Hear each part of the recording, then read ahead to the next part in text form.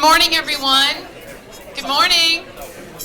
So we're right at about 9:02, and as you've noticed from your program, we've got a full day today, so we definitely want to get started.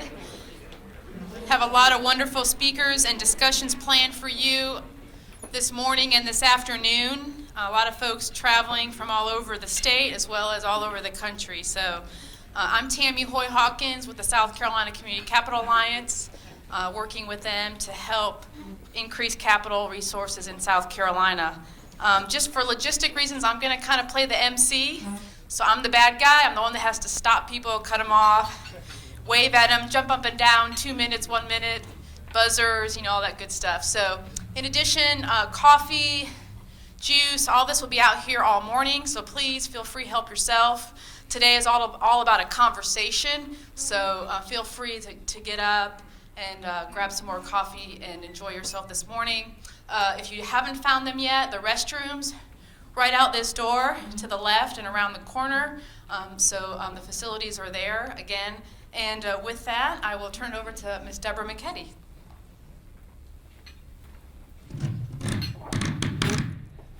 Good morning, everyone. Good morning. Greetings. I bring you greetings from Greenville, South Carolina, and the upstate.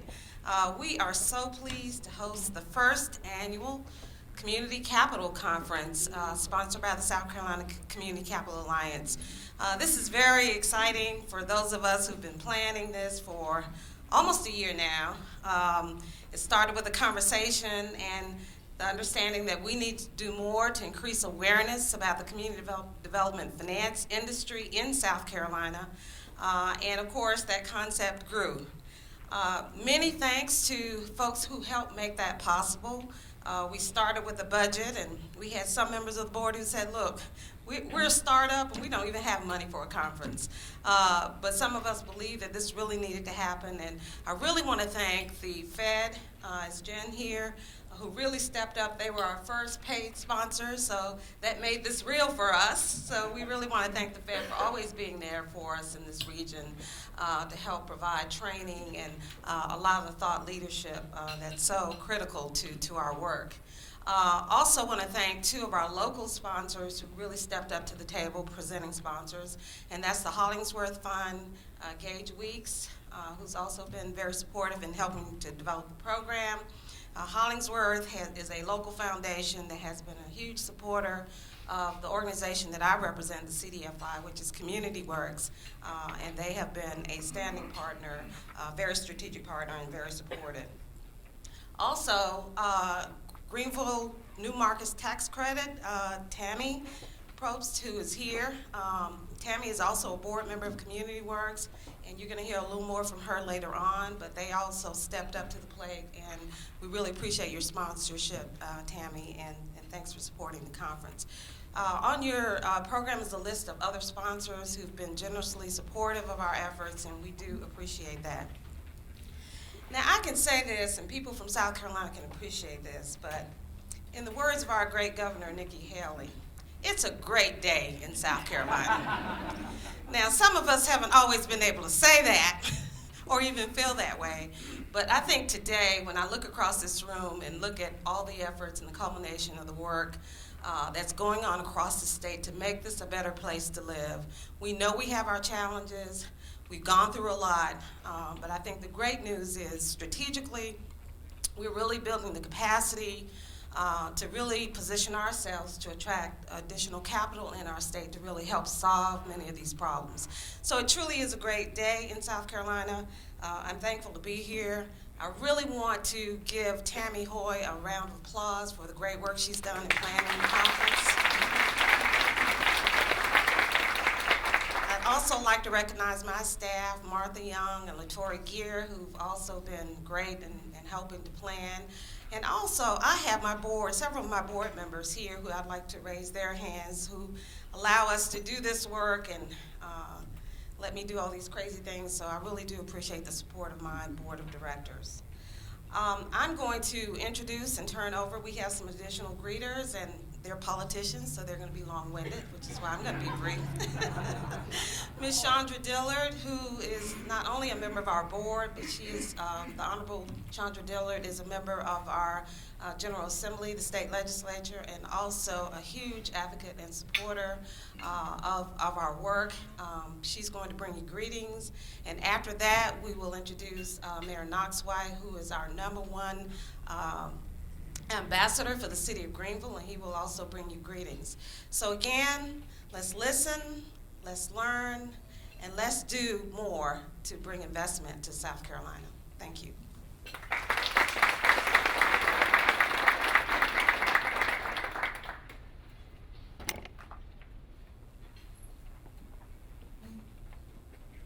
Well, good morning.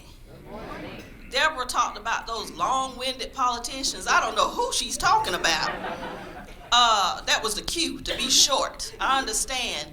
I am very, very excited to be here and to see all of you here in Greenville, here in South Carolina, because even at my table we were conversing and there's someone from Birmingham. So, you know, I'm a recovering city council member, used to serve on Greenville City Council, so whenever I see folks in the room like this, I get excited about the dollars you're spending here at home in Greenville, but also coming to South Carolina.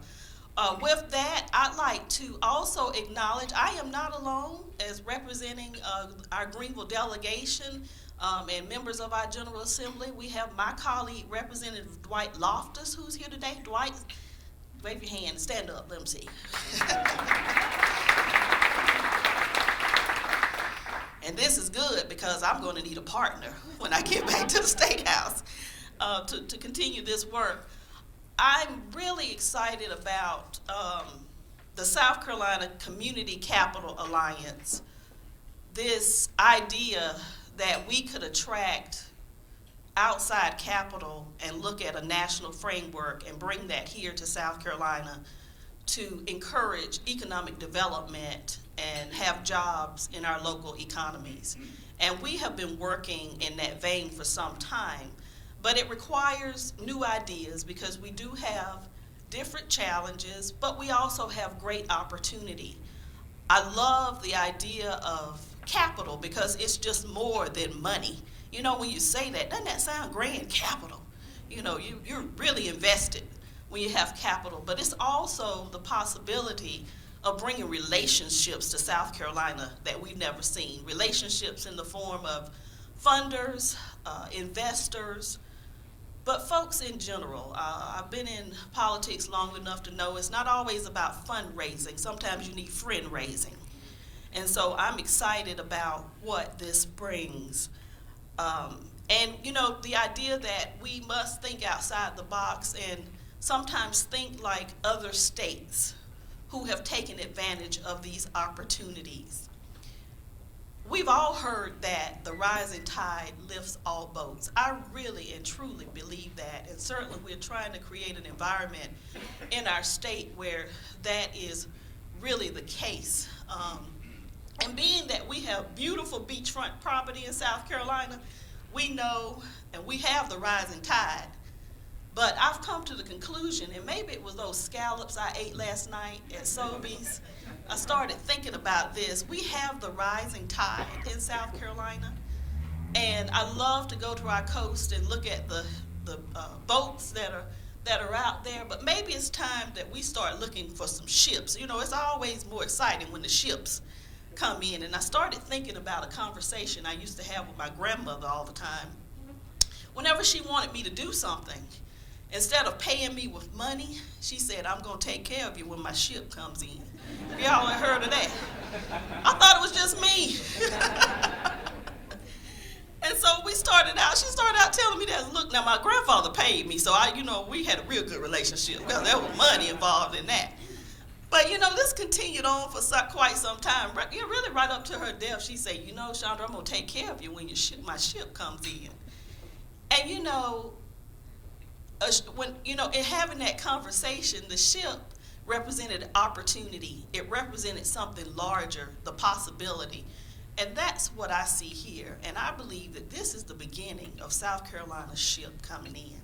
So thank you for being here. Thank you for the visionaries who had the forethought to bring this conference together and to bring all of us together so that we can make our state and mostly our local communities better.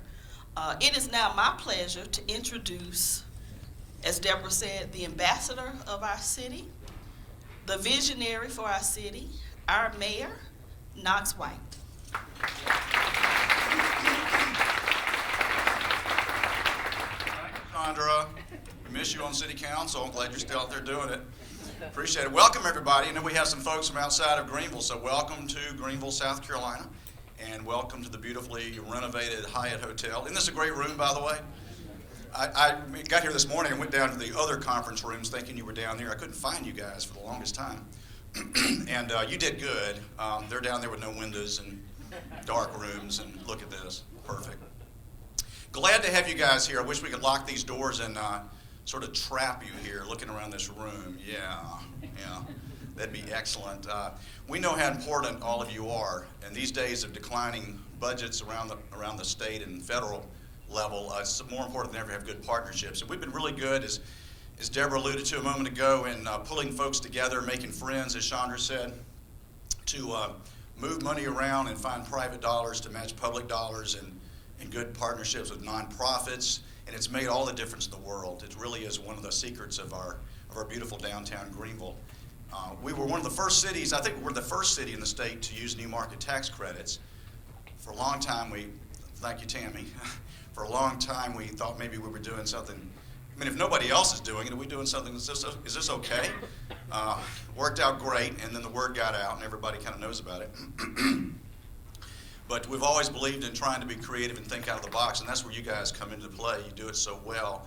And the fact we're all on the same sheet of paper these days, because really 10, 15 years ago, that isn't the way the world worked. You had your boxes, and nonprofits were over here, and government was over here, and private sector and banks, and it's been an evolutionary process. I want to tell you a little story about downtown Greenville that doesn't get told enough, and I hope you'll appreciate this fact. People come here and marvel at the beautiful downtown. We get a lot of inner city visits, and we got a lot of residential. We got mixed use, beautiful public spaces, parks, and a lot of new investment coming in here. So we have this wonderful downtown Greenville we're so proud to show people. It's safe, it's clean, it's just been a magnet now for investment in the year 2014. But let me tell you one of the secrets of downtown Greenville that honestly people in Greenville don't fully appreciate. Downtown Greenville 20, 30 years ago had some real issues of crime and security, and you can't you can't renovate a downtown. I don't care how hard you work if the place isn't safe. And about in the mid-'80s, we began to work on the neighborhoods close into downtown, really on all sides surrounding downtown Greenville. One of them is a neighborhood about three or four blocks really from where I am right now, diagonally. It's called Viola Street. And Viola Street is quite interesting. All of you would particularly enjoy seeing this because Viola Street, just a few blocks off of Main Street, is kind of topographically challenged. It's sort of down in a hole. It literally is below street level. And there were always about 100 homes down there. And it was considered in the 1950s and 60s perhaps the most dangerous and worst concentrated area in the city of Greenville. It was a tough neighborhood. And we began to work in the 80s to try to renovate, redevelop, whatever the word is, Viola Street, public-private partnerships. And we had no choice but to do things really creative because this was a neighborhood that doing a house or two wasn't going to do the job. We had to renovate the entire neighborhood. And this was the consensus of people who lived there. So we went about doing that, and we partnered with First Baptist Church of Greenville and some other churches and nonprofits, and that had never been done before. We brought in banks in the community that had never directly contributed to something like this. We brought in the usual, Habitat for Humanity and groups like that, and Homes of Hope later on. A lot of people at the table, and over the course of about 15 years, that neighborhood was totally 100% renovated to the day you'll go down there. It's about 90 homes. They're beautiful homes. We brought in great architects, by the way. We looked at some early renderings of housing, and we said, yeah, that looks like government housing. We brought in an architect who said, I can make government housing look as nice as any. So this is the front porch, traditional neighborhood design. You know what today is. We didn't have that term then, but that's what we did. Green space in the middle, houses with front porches. We left a community center in the middle where they teach all kinds of great skills and such. Brought it. In fact, early on they were teaching computer skills before people before they had laptops and things like that long ago. The whole picture, in other words. And we were able to keep a lot of folks there who had lived there, and some people who they've lived there all their lives are still there. But anyway, it's a beautiful model now. Now here's why I'm telling you this. I had a police officer many years ago who'd been in the police department pull me aside. It's about 5 or 6 years ago, and he said, I want to tell you, Mr. Mayor, why downtown Greenville is so successful. And I said, well, okay, Dave. I don't usually get my urban planning advice from police officers. And he said, I've been in the police force for 30, 40 years. And I'm going to tell you something. When I first came on the force, he said, I'm not exaggerating if I tell you that 90% of the crime emanated from Viola Street, on the streets of downtown Greenville. He said, we'd chase people on a shoplifting or whatever else. You chase them down, and then they went into the hole. And you know what? We didn't go in the hole. Nobody went in that hole. They just disappeared. Well, now you look at downtown Greenville today, and it's safe, it's clean, it's got so much going for it. I don't think the foundation upon which lie really goes back to the neighborhoods surrounding here, that we have worked in partnership with the neighborhoods now for 10 and 20 years to renovate those neighborhoods, bring new people into the neighborhoods, renovate houses, and just change the quality of life around it. And the result is something where people don't connect the dots. It's the renovation of Stone Avenue now. It's the renovation of downtown Greenville. So it all comes together. It all is important. So thank you for what you're doing. I think the impact is bigger than people sometimes see. Sometimes they don't connect the dots, but we in the city of Greenville very much do connect the dots, and we appreciate it very much, and we appreciate your partnership. And come again. Thank you.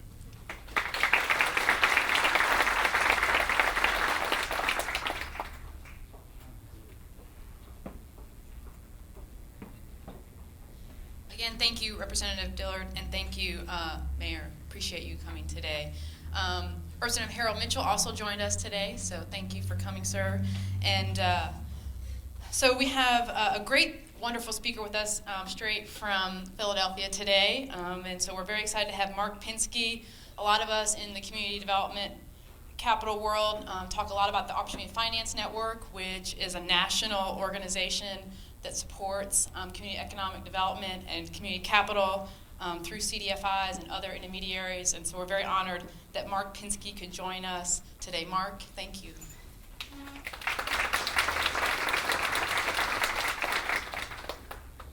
Good morning. Good morning. Great. Great to be here. I brought a little Philadelphia weather with me. I brought it back from Denver where it was last week, so it's going to get colder before it gets warmer, I think. I appreciate the chance. Can't hear you? They can't hear me in the back. Oh, you got to turn this thing on. Should we start over? Oh, that's way better. Good morning. Good morning. I am going to try to talk to you for about 30 minutes and leave a little bit of time for questions because I told you may have some questions. And I hope to be, if the word's not too strong, a little provocative, and I encourage you to ask some questions. So I hope I can do that. First, I want to say what a great way to start the day. Thank you to Representative Dillard, to the mayor. From that story about the whole, I was reminded of something we used to talk about, which is that in our business, we look at what other people see as social liabilities, and we see them as civic assets. And it sounds like the whole was a good place to plant a seed for growth here in Greenville, and it's great to be here, and I want to get over there and actually see that before I leave town. I came here because I want to learn about what's going on in South Carolina. Clearly something's going on in South Carolina. The formation of the alliance is tremendously exciting. The dynamics and the politics here are really interesting to me as working on the national level. And I hope to learn something. And at the same time, I hope to share with you some of the national perspective from the Opportunity Finance Network, which just really briefly is a national network of community development financial institutions. I'll talk a little bit more about the CDFI industry. We do a whole range of things with CDFIs and have worked with some, and I hope many of you over the years, and hope to work with many more of you. One of those things we do is work on policy. We also do financing and training and consulting and a whole bunch of other things. But it gives me a chance to work with folks like you around the country, and so it's great to have a chance to come here and learn a little bit about South Carolina and share what we learned in other places. Now, The one thing I know when I come to a place that I really have in some ways, no business being, is that I lean on Mark Twain's comment many, many, many years ago that an expert is anyone from out of state.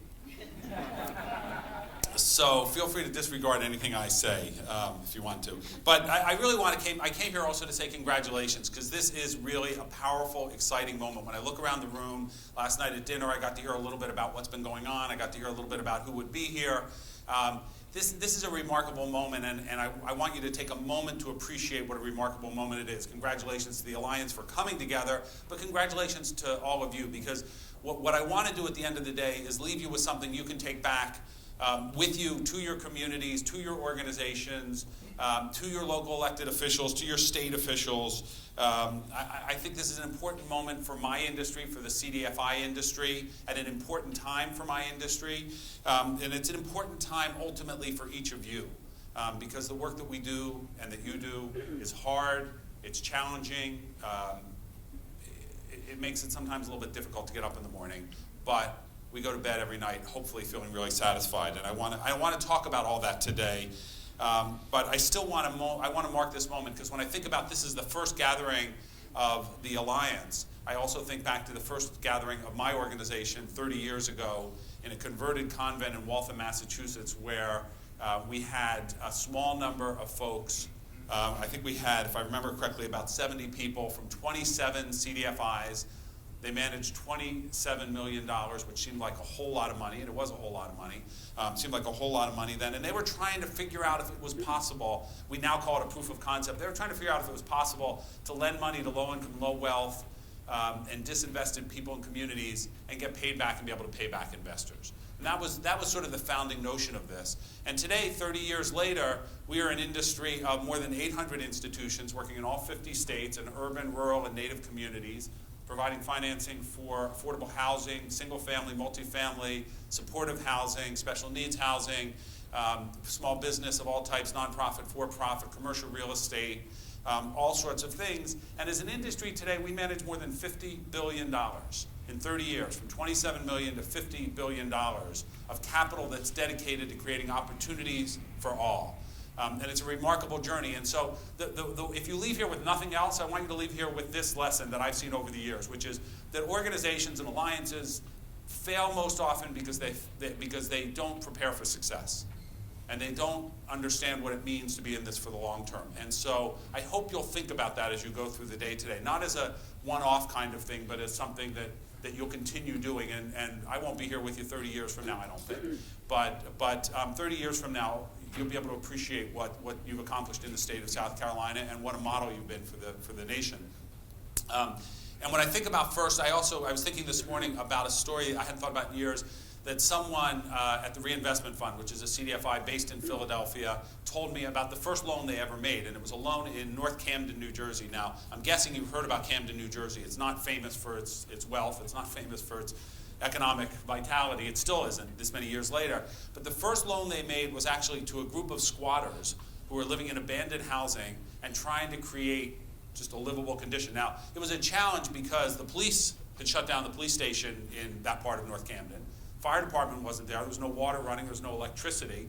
Certainly no banks, no retail, no jobs.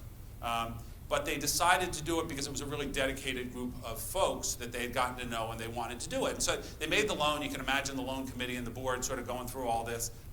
A bunch of bankers and community folks and nobody knew what they were doing then at all.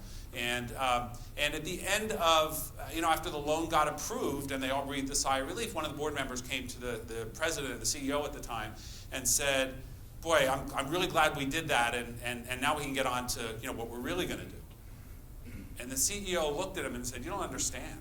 He said, you don't do one loan in a place like this. You do one loan and you're in forever, right? This is it. This is where we live, and this is what we do. And so just know that as you start this, that the things you do today are going to matter going forward. And I know you bring that, but as an alliance, it's going to be a new experience. So I want to talk about what I try to think of from an industry perspective and from a national perspective about sort of 5 reasons that, for me at least, this gathering is important, and I hope there are 5 reasons that are important for you as well. And the first is because communities.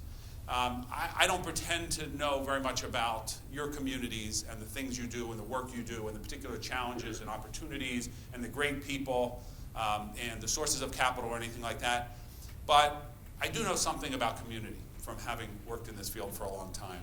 And it's something that I learned from the president of a university in New York City that you may or may not have heard of called Yeshiva University. Anybody hear of Yeshiva University? All right, good. So Yeshiva University is a Jewish university in New York City, and it's a very good university. Academically, it's a great school. But the president was really upset because he felt like we're this great school. Kids get great educations. They go out of here and they do great things, but we get no recognition. People don't really know who we are. They don't appreciate us. And we think we're as good as any school. We think we're even as good as University of South Carolina, right? We think we're a really good school. But we don't get any recognition. So he did what university presidents do. First he went to his board of trustees and had a discussion, and well, that was one thing. He went to the faculty, had a discussion. They decided to hire McKinsey. They brought in McKinsey to do a study. And everybody's coming to the same conclusion. And the conclusion is that what they didn't have at Yeshiva University, but what at all these other great schools that they looked at around the country, at Harvard and Yale and the Ivy Leagues, at Stanford, at the University of South Carolina, over in England they looked at Cambridge and Oxford. What they all had that Yeshiva didn't have was a crew team. So they decided at Yeshiva University, the president decided if we're going to be a great university, we're going to have a crew team. So he found a faculty member who had never touched water, let alone been in a boat, to be a coach, and they found some students to volunteer to do this, and they got a boat, and they went out on the river. New York City rivers aren't so easy to row on. They went out on the river, and it was a disaster. First time they went out, they just sank. Right? Straight off, just sank. Second time they got going a little bit, they ran aground. They practiced for a while. They were going nowhere. They entered a race, didn't finish, couldn't get anywhere. So this was clearly not working. So he sent his assistant off to all these great schools to go find out what they were doing wrong. He thought, we have a crew team. Why isn't this working? And so his assistant went out and spent a couple of weeks running around the country, and he went up to Cambridge, Massachusetts, and watched the boats there, and he went to New Haven and watched the boats there. He went over to London, special trip to see Cambridge and Oxford. He came down here to see University of South Carolina crew team, and he keeps texting back these responses. It's amazing. It's incredible. I'm learning the secret. And the president of Yeshiva sitting back in New York saying, like, so tell me already, what's going on? So eventually his assistant comes back, and he walks in one morning, and he says, I have the secret. I know what it is. I know what it is that we need to do at Yeshiva University to have a crew team that'll earn us the respect of the nation. And he says, so tell me. He said, it's so simple, it's incredible. The simplicity will amaze you. He said, tell me, I'm dying. Tell me what it is. And the assistant says, so you want to know? He says, yeah, tell me. What is it? What is it that all those schools, what is it that Harvard and Yale and South Carolina and Oxford and Cambridge and Stanford, what is it that they have that we don't have? Because that's the key to our success at Yeshiva University. And his assistant said, at those schools, they have 8 people rowing, and only one person is yelling. And the power of that story is the power of what happens when you all put your oars in the water together. It's the power of community. It's the power of aligning a lot of different people and a lot of different efforts and putting it to one single purpose. And you can achieve amazing things. There's nothing like watching a scull, a crew boat, sort of cut through the water at amazing speeds, and it seems impossible what they do. And that is what community is about in my mind. And so I just ask you to sort of hold on to that image as you think about the work you do. The second is because the economy. I don't know a lot about the South Carolina economy. It looks like to me that unemployment's been ticking up a little bit. But I know the national economy. And the national economy has continued to struggle even though we're out of the recession. And jobs have, job unemployment's come down, but job growth hasn't been robust by any means. It's been sort of marginal in some ways. And more important than that, the quality of jobs in this country has not improved in the way we want it to. This country is great in part because of the jobs we create and the quality of the jobs we create and the opportunities that come from that. And that's not happening. And housing has sort of come back a little bit, but not a lot. And it's a little bit befuddling about why that's going on. But we know that the economy in general isn't robust, and that concerns us. And there's a lot of reasons for it. One of them is the severe income and wealth inequalities in this country are clearly a problem, and they're increasingly getting recognized by folks beyond us who see them as a problem and a drag on the economy. The situation in Washington and the uncertainty, complete uncertainty about federal policies is holding the economy back. There's no question about it. Global issues are a big issue. China is a major competitor, and it's going to be a competitor. And competition is a good thing, it's always an effort to figure out in a global environment how do you make competition fair. We'll continue to struggle with that. And I think probably many of you noticed that yesterday Japan announced that it's in a recession, or the data showed that it was in a recession. That ought to worry us all, because we all remember that last recession that we went through, and we're not very far from that in some ways. But the recession is also a really important point. And again, I'm going to talk from the perspective of CDFIs, but I think it generalizes to all of you doing all the work that you do in communities. And that is that we learned, in the CDFI industry at least, we learned an astonishing, unexpected, important, powerful message in the recession. Because in late 2008 and early 2009, CDFIs are lending sort of outside the margins of where conventional institutions can and will go, whether that's banks and private sector institutions, whether that's government and what they're trying to do. That's what CDFIs do. And they try and create opportunities for the people in the communities outside the margin in the economic mainstream, but they also try and open up those, what we think of as opportunity markets, to the economic mainstream, so that they can take advantage of them. And as I said, 30 years ago it was a concept, and I think we've proved that we can do that to a certain extent. But in late 2008 and early 2009, most of my conversations with investors and with federal policymakers and with Fed officials was about how bad this was going to be, how bloody it was going to be in the CDFI industry. Would the CDFI industry survive? And I was not confident that the CDFI industry was going to survive. And we're doing those crazy, risky deals out there, that the hairiest of all the deals out there, and that's what we should be doing. But there's an inherent risk in that, and we thought that failure was going to be great. And so we tracked out. We had a quarterly. We mimicked the Fed. Thank you, Fed, for doing this stuff. But we mimicked the Fed's beige book. We did a little sort of survey of our members. And what we saw was a real spike at the end of 2008 in portfolio at risk, at troubled loans, and at net charge-offs. And we thought that was just the beginning. But it wasn't just the beginning. It was actually the peak of what we saw, really, in portfolio at risk and net charge-offs. And what we saw after that was it stayed relatively high. It had sort of doubled. It stayed relatively high, but it never got to a real crisis stage. And there were a number of things about that, and I won't go into a lot of detail about it. One was we were sort of, our balance sheets were built for those kind of environments. We were built to absorb that kind of risk and to make the judgment you have to make, because one of the big mistakes in the recession in the financial sector was an unwillingness to be sort of brutally honest about what was going on in portfolios. And so folks underestimated the risk because it had accounting ramifications, it had earnings ramifications, and it had stock price ramifications, until it was too late to really do it properly.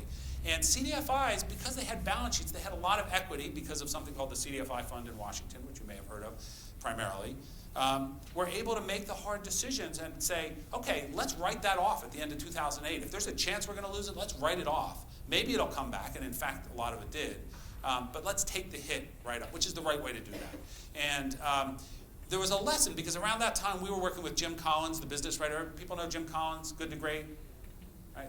Some of you have heard of him. Great, great, great thinker and a guy. He'd spent, actually, 2008 with us doing research on our industry. We have a lot of data. He loves data. And we were looking at it, and his observation, he's a mountain climber, and his observation was that if you were climbing Mount Everest and you got stuck at 27,000 feet and you weren't used to it, you weren't acclimated, you weren't prepared, you hadn't trained for it, you're dead. I mean, that's it, right?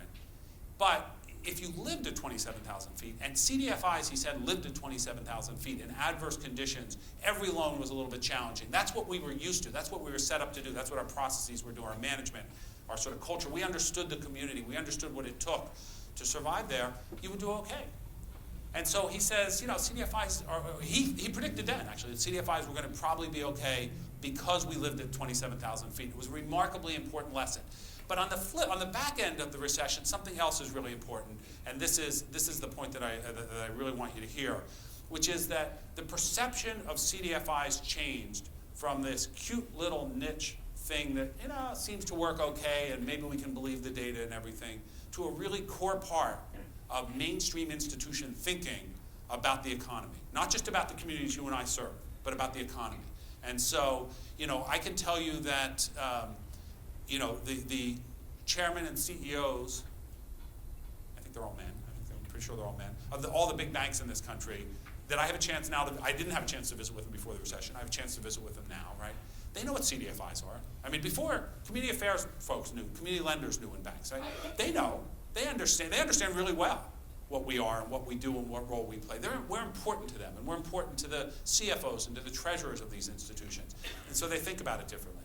We're important in federal policy in a bipartisan way, in a way that we weren't before the recession because of the role we played. Because we know something. We have a little secret, right?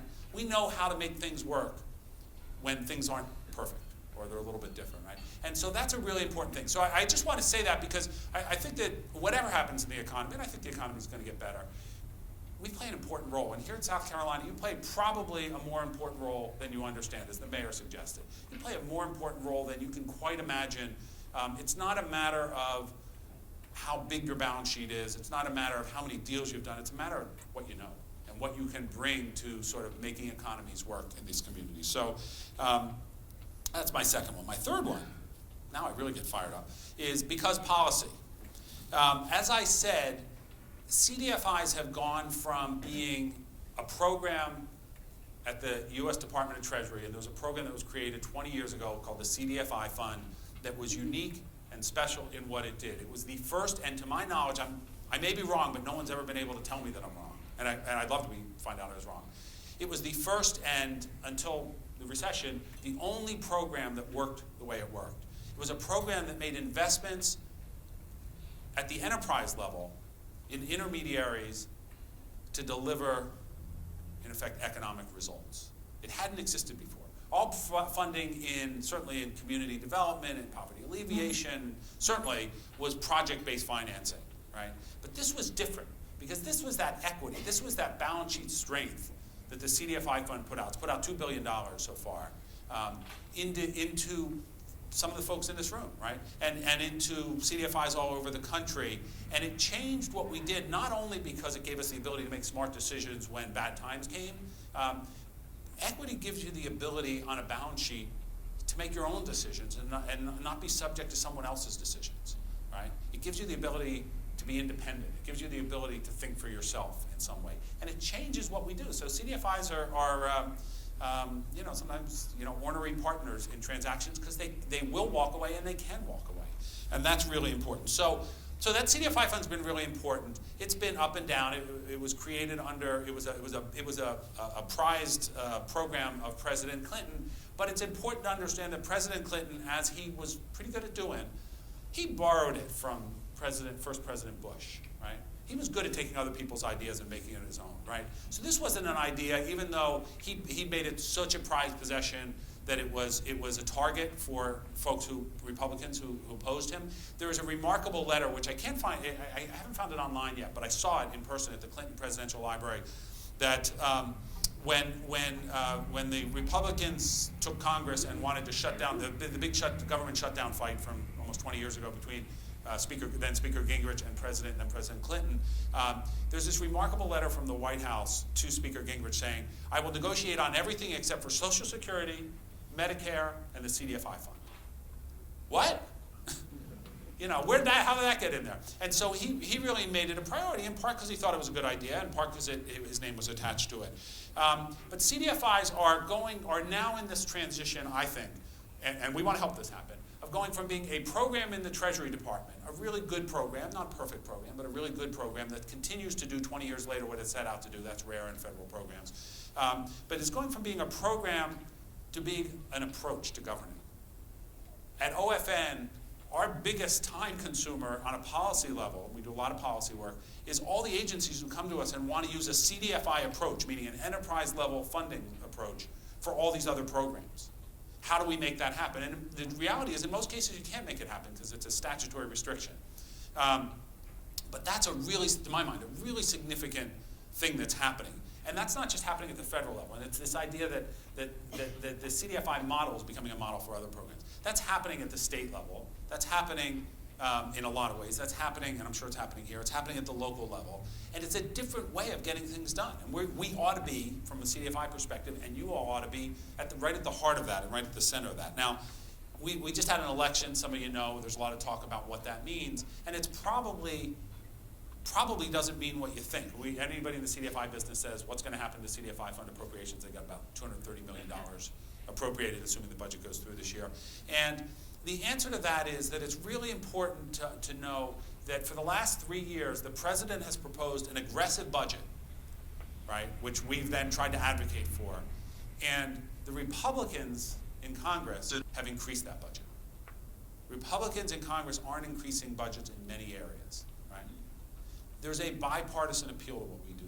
There's an underlying recognition of the value this creates. There's some combination of capitalism and community that seems to cut across lines. And so the environment is actually really promising. Now, it gets even more interesting than that because it's not just around that. There are other programs. CDFI fund I talked about, new market tax credits, which has played a big role here in Greenville and in many parts of the country. I think that's going to be fine. It's going to be a continuing struggle year after year, but I think that's going to be okay. But one of the things that this alliance first looked at, I think, when you were formed was to look around the CDFI bond guarantee program. CDFI bond, I'm going to be really as brief as I can about the most complicated program in the history of the universe. But it was basically a program that would use a federal guarantee to provide up to $1 billion a year in long-term, up to 30-year, low-cost, government price, because that is government guarantee, debt to CDFIs. Now, it was significant because CDFIs, with a few exceptions, have never had access to 30-year capital. And guess what? That could change. This program could change the game. There are a lot of banks out there who love to do community development stuff. It wasn't true a long time ago. They love to do it, but they don't want to hold it on their portfolio, right? So they want to be short-term. But they're not going to do short-term transactions unless they know that someone's going to come along and take them out. And so in what would be an epic reversal from where we started 30 years ago, it's easy to imagine the bond program being a way that banks who are really good at generating, at a high velocity, generating good transactions, could originate and sell to CDFIs, who could then hold these things for the long term at good prices that would work well for our borrowers, right?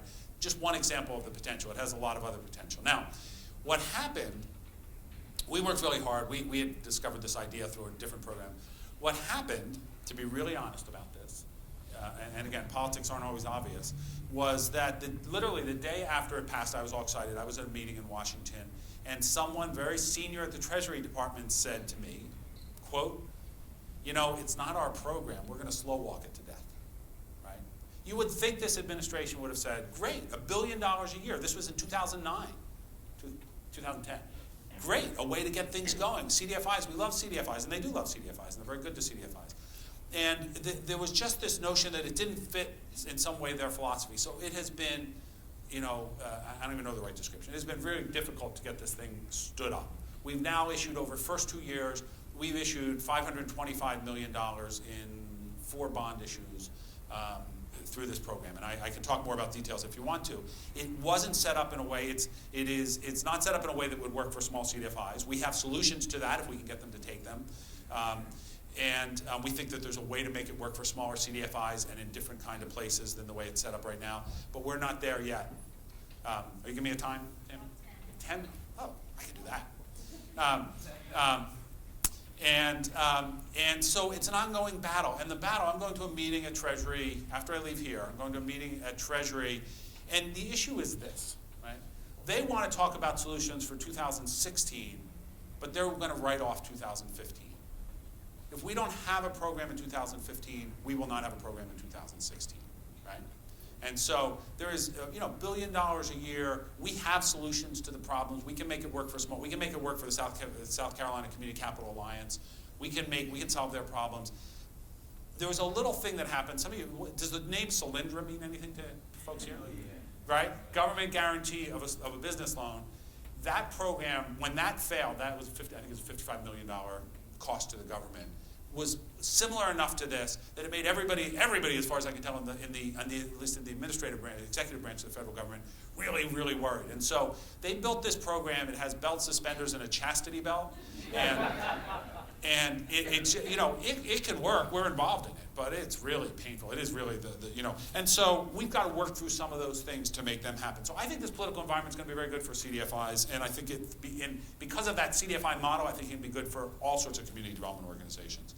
Let me talk a little bit about the CDFI industry, and I'm going to, because Tammy's going to cut me off at some point now so I can get to questions, I'm going to try and focus on one issue in particular. The CDFI industry, as you can imagine, is generally doing really well, but there is an issue that I'm a little obsessed about, which is that we're doing so well that there's a sense of entitlement and privilege that's crept into our industry.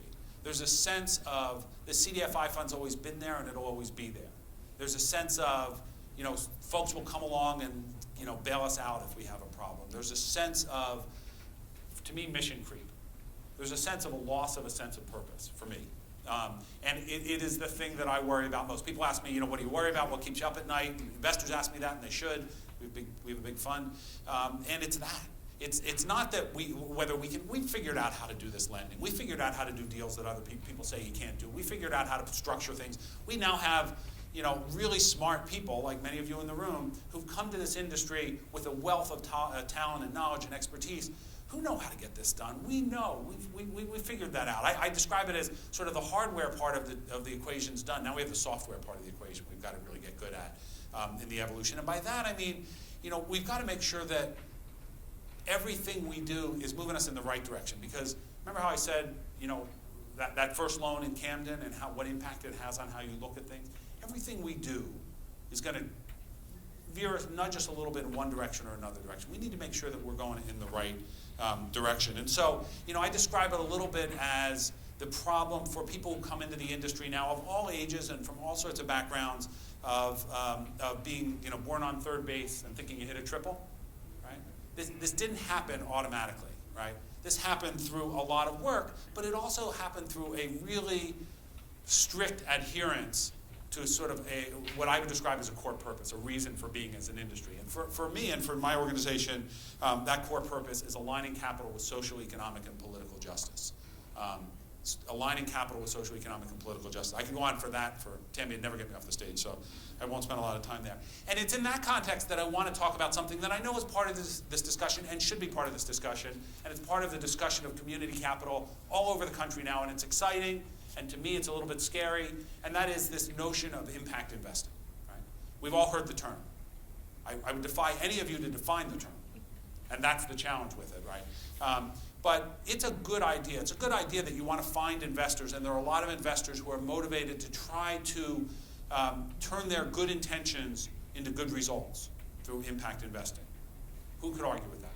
Except, anybody hear the name Angelo Mozilla? Does that mean anything to anybody? Countrywide. Angelo Mozilla was the first person that I can find on record identifying himself as an impact investor, right? Well, he had an impact, right? Global impact. It was really a big impact. But it's not that, that's not what other people are motivated to do in some ways. But simply going by what an investor's intention is or an investor's motivation is doesn't meet my standard. No one else cares for my standard, but I care for my standard. No, it doesn't meet my standard about what really matters. So I'm going to give you, I just love doing this. I'm going to give you one of my favorite quotes of all time and then follow it up with an observation about CDFIs and impact investing and say a little bit more, and then I'm going to wrap up and open it up to questions. And my favorite quote of all time, which I learned in England, I don't know why it's big in England. Anybody British here? You might know this quote. And the quote is, in theory, there's no difference between theory and practice, but in practice there is. And for a long time about what we've said about CDFIs is they sound great in practice, but they'll never work in theory. Right? That's the CDFI thing. It doesn't fit anybody's theory of how things should work. And on the other side of that, something I've written about and talked about a lot is right now impact investing is a theory in search of a practice. Right? It may turn out to be a great thing, but if it's not done with discipline, if it's not done with a clear sense of purpose and it's not done with a clear sense of focus, and you're all going to bring that to it today, it could do more damage than good, right? So I spent a lot of the last few years trying to just take the air out of what I think is a bubble around impact investing. I think other people now think is a bubble in impact investing. I don't want it to go away. I want to figure out how it's a good thing. One of the things some of you who are in the impact investing world know is that there was a famous, and it should be an infamous, 2010 report from JP Chase. Anybody know this report on impact investing? Okay, a couple people. And it said that it basically said that I can't remember the exact words. It said that the potential market for impact investing is huge. And my response to that was, no, it's not. It's not huge. It's infinite, because there's no definition around it, and that should worry us, right? We need to stand for something and be part of something. I also know that the folks who were involved in that didn't do well at JP Chase after that. It was not well received within the bank, even though it's cited often. And so the issue is that there's hype that's ahead of what the reality is. And if we can bring those two things together and tie that to what CDFIs do, God bless, that's a great thing. But that is driving people, money flows downhill, right? Water flows downhill, money flows downhill, goes where it's wanted, stays where it's well treated, and all that. And if someone comes along and says, you can have an impact, and you can make a market rate return, right? You can maximize your return. Well, you're going to do that over saying you can have an impact and you have to make a concessionary return, right? It's going to happen. It's going to happen in the investment world. And until that's real, that makes me nervous. And my personal view, and then I promise I'll wrap up, Tammy. My personal view is that we ought not to be doing things where poor people are subsidizing rich people. That's my view. And so that's the challenge. I hope we have lots of conversation about it. I'm excited about the conversation and the number of people who are trying to bring their good intentions to investing in communities, but we're not there yet. So the last thing I want to talk about, the last is because you. You get up every morning, and I hope you get up every morning and you think, I need to do something impossible today, right? I need to do something that no one else is going to do. Our industry started, really, Tammy, almost time. Our industry started with capital from nuns, from Order of Women Religious, right? And there were two rules that we learned from that have defined us to today. The first was you better do something really important. You better do something really outside the margins, not something anybody else can do. You can't buy Fannie Mae bonds, not that it's always such a good idea these days. You can't do that sort of stuff. You need to do something different. And the second, as financial intermediaries, is you don't lose the nuns' retirement money, ever, under any circumstance, right? And so those two things there's a tension there. And you wake up every day facing these tensions. How do I help people, who are hard to help? They want to be helped. They want to succeed. That's all anybody wants. But how do you do that? And but how do I do it in a responsible way? So that's a hard thing. So I want to leave you with a story that gives you something to take away, and I hope something to remember. And it's a story about a cold morning, maybe even a little colder than this morning, in Jerusalem, a long time ago in the reign of King Solomon the Wise. You know King Solomon the Wise? Everybody knows King Solomon? The wisest of the wise, right? And one morning there was a woman, poor woman. She had no money, very little money. She was standing in a corner outside a bakery where they baked what was said to be the finest bread in all of Jerusalem. And people would line up outside the store, and sometimes people like this woman would come just to smell the bread. It smelled so good. It was that smell, right? It's that amazing smell. It just goes right to your heart, and it goes right to your soul. And it was remarkable. She was just standing in the corner with her eyes closed, enjoying the smell of this bread. Everybody was quietly, sipping their Starbucks, and suddenly a man came up to her and said, "What are you doing?" She said, "Well, I'm not hurting anybody. I'm just standing here in a corner. I'm just smelling the bread. It smells so good." He said, "I know that. I'm the baker. I bake the bread. But if you're going to smell my bread, you have to pay me for the smell of my bread." She said, "But I'm not eating it. I don't have to pay you." And people came around. People started coming around. There's this argument going on, just like now in the city street. There's an argument. People gather around. They're laughing at the baker. "What are you, crazy? This is ridiculous." And so, but he won't let up. "You've got to pay me. Come on, pay me. I want my money right here." And she's saying, "I'm poor. I don't have any money." And so finally the people say, "Baker, if you think you have such a good case, take it to King Solomon. He's the wisest of wise. He'll conclude this." And they think, this will be an entertaining day, right? Something fun to do this morning. And so he said, "That's a good idea. I'll do that." So he insists that the woman go with him, and they go to the court of King Solomon. Fortunately, it isn't too far away. Jerusalem was a little place then. And they wait because Solomon's hearing other cases. And finally, it's their turn. And Solomon says, "Tell me." And the baker says, "This woman was smelling my bread. She has to pay me for the smell of my bread. It's the best bread in all Jerusalem." And people laugh. And King Solomon turns to the woman and says, "Is it true? Were you smelling this man's bread?" And she said, "Yeah, I was smelling it, but I wasn't hurting anybody, and I wasn't eating it, and I don't have to pay him, do I?" And Solomon looks at her and looks at the baker and says, "By the law of our land, you must pay the baker for the smell of his bread." Now the court gets really quiet. Everybody's paying attention. And he turns back to the woman and he says, "Do you have any money?" And she says, "I'm poor. I have nothing. I have maybe a few shekels." And he says, "Count them." And she takes out her purse. She shakes it, and he says, "Count them." And so she does. She counts them. And she says, "That's all I have. I have only 4 shekels." And Solomon turns to the baker and says, "You've been paid." He says, "What? No, I'll take 4 shekels. She has to give me the 4 shekels for the bread." And Solomon stops him and says, "Didn't you hear? The sound of her coins is payment for the smell of your bread."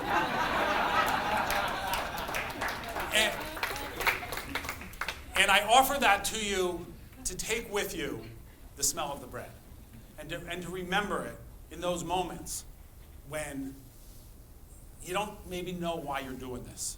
This is hard. This is challenging. This is frustrating. I don't feel like we're getting anywhere, right? Remember the smell of the bread, because the smell of the bread is that thing. You can't put it on a balance sheet. It's not on a P&L. You can't quite recognize it in a staff meeting. It's not a tangible thing, but it's real, and we know it's real because what you do is the smell of the bread. Thank you very much.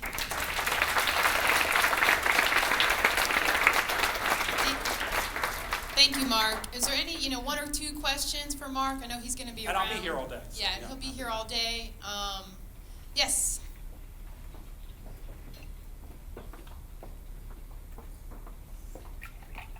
I have a question on the bonds. Mm-hmm. How do you think you can make those so that small CDFIs can play? So the bond program, a quick background, the bond program as it's set up has a minimum issue. The minimum bond issue has to be for $100 million. And each CDFI has to be able to take down, is it $10 or $20 million? I can't remember. 10? So you have to be able to take down $10 million. Most people can't take $10 million of 30-year debt onto the balance sheet. Most CDFIs can't. And so there are 2 possible solutions. One is, which Treasury has proposed, is that we simply lower that amount. But it still means that when you borrow from the bond program, you need to reconfigure your whole balance sheet. It's incredibly complicated, and every investor has to agree to either an exception or to change the rules, the covenants, and that. So it's problematic. But there is a way for intermediaries, and it might be the Alliance, South Carolina, for example. At the national level, it might be my organization, to borrow on behalf of smaller CDFIs. So we could borrow $100 million, potentially, and then loan it as, we do that. We're in the business of lending to CDFIs and lend it as CDFIs need it. That's the best solution. That's been hung up on a technicality about how they certify CDFIs. We came up with a solution based on a 2001 policy letter that they had put out that they agreed fixes the problem, but they haven't fixed the problem. So I can talk to you more about it. I'm happy to talk to you more about it if that's helpful. But there are ways they agree that would solve the problem, but they have to want a program in 2015 or. Any other questions for Mark? And certainly, like I said, he'll be around all day. Okay, Gage? Mark, can you just talk a little bit about how, Can you talk a little bit about what CDFIs need to do more at the kind of community level to promote themselves a little bit better and push themselves a little bit more into the mainstream? Because here in Greenville, everybody that is in the nonprofit sector, certain bankers, certainly know of Community Works Carolina and the great work that Deborah's doing. But the reality is that the majority of people in this community don't know what Deborah does and don't really understand the role of Community Works. And I think that there's a lot of power there and an opportunity that's really kind of on tap. So I'm sort of curious what needs to be done there to better promote that sector. It's a really, really important question, and I think that we still say about ourselves CDFIs are the best kept secret in America. because we don't do a great job of doing that, except that generally we do, in most places as we mature as CDFIs, we do a good job with the people who really need to know in some ways. There's a question about how visible we should be and how visible we want to be, and I think that's part of the question. Having said that, I think that one of the things that's happened to CDFIs as they've matured is they've gone from being sort of niche financial institutions to sort of partner financial institutions to being civic institutions. And it's those folks who become civic institutions. So self-help in North Carolina, for those of you who know self-help, has played a big civic role for decades in some ways.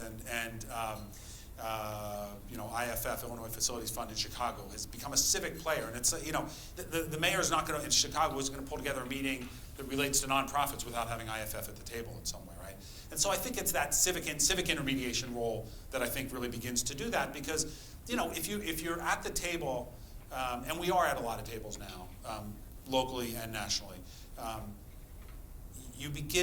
people begin to value what you bring, which is the ability to get these transactions done and the ability to make things that they didn't think they could get done in a way that's responsible. So there's nothing about CDFI. So the last point I would make about CDFIs is, and one of the lessons of the recession, one of Jim Collins' observations, is that, you know, we're in a business world, and especially a credit world, full of hares, right? But the world needs tortoises too. And oh yeah, who won the race, right?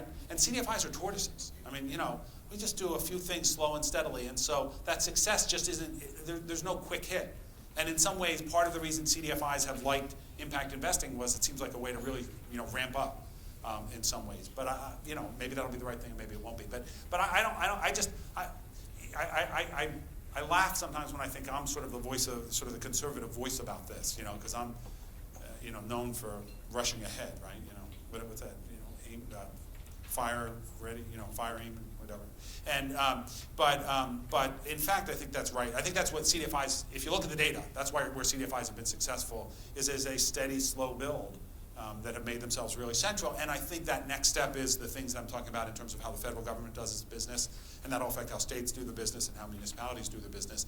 So I actually think within about 5 years, you're going to see a big change, and that people will be seeking out CDFIs, and you'll be a sort of, instead of just having to push CDFIs, there'll be a pull factor. That's my guess. Tammy, thank you so much. Thank you all. I look forward to talking during the day. Thanks, Mark, so much for kicking us off and helping us think about the industry from a holistic perspective and giving us some thoughts for South Carolina as we think about moving this capital forward here. And also thanks for teeing up the discussion around social investing and its impacts, and thinking about how do we focus on impact investing and how do we think about the work that we do as it relates to capital. So William Burkhart is here with us from Impact Economy to sort of help tee that up and sort of talk about, you know, what is that landscape and sort of where are we headed. And again, feel free, this is a conversation. If you need to get up and grab some coffee and things, feel free to do that. We're just going to transition right now. So William, if you could come up, thanks. And I would just reiterate, everyone's bios and all their extensive work in this industry is in your program, so certainly